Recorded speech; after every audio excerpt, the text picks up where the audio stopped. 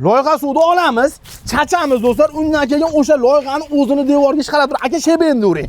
Shebendi bitta uramiz do'stlar, toshlar. Keyin qozonni qorasini qo'shib olib kelamiz-da. Tevasidan bitta yuvib turib, aka suvni bitta chachib qo'ying-da.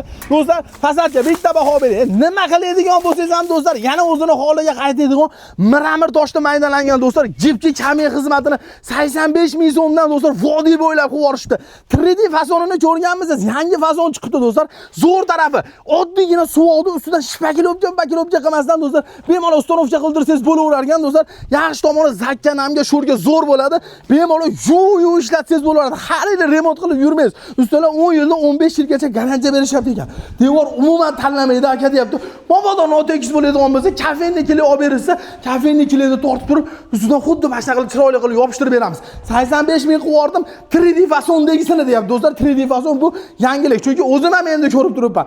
Video basiga nomer qo'ydi. Aloqa qilishim bu xonadon 250 kvadratga qildirtirgan ekan. Siz ham qildirmoqchi bo'lsangiz, pastga nomer qo'ydim. Ustonagina O'zbekiston bo'ylab xizmat ko'rsatadi.